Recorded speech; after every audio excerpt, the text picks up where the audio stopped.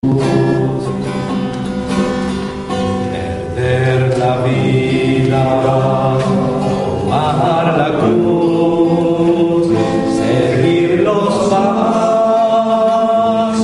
de Jesús. Après 6 ans de séjour à Rome comme économe général de la congrégation, le père Jean-Daniel Gouloum a rejoint Jérusalem. Le père Jean-Daniel a fait un premier retour à Rome pour nous parler de la mission d'Orient et de la place de la communauté de Jérusalem.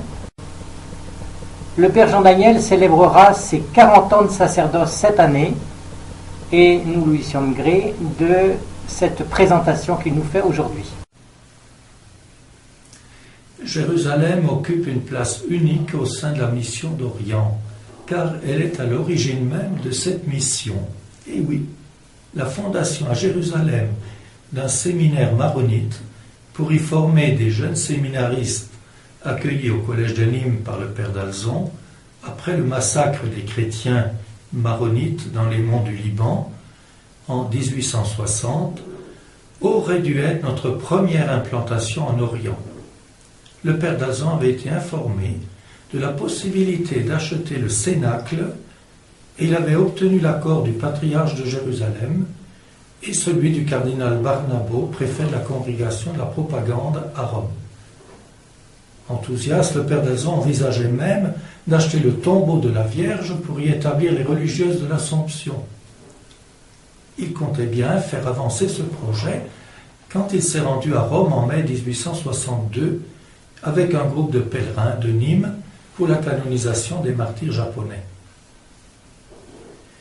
Mais des prélats romains l'ont détourné de Jérusalem vers Istanbul, afin d'y fonder un séminaire pour former le clergé de l'église bulgare unie à Rome. Le père d'Alzon, qui ne voulait pas passer pour un inconstant, a voulu s'assurer qu'il s'agissait bien là de la volonté du pape.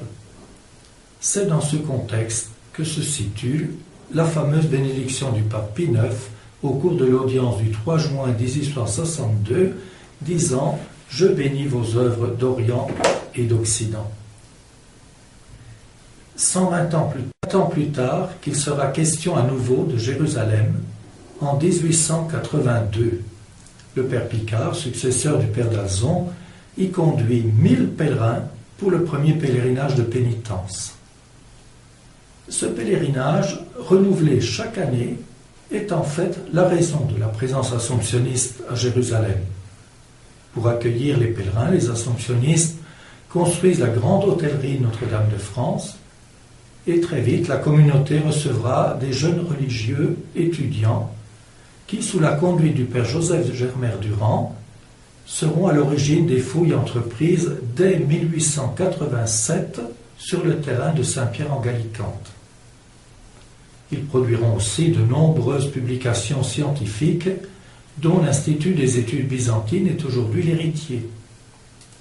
Après la guerre de 1914, la présence des assomptionnistes à Jérusalem est tout entière tournée vers l'accueil des pèlerins, même si quelques étudiants viennent pour un temps se spécialiser en études bibliques.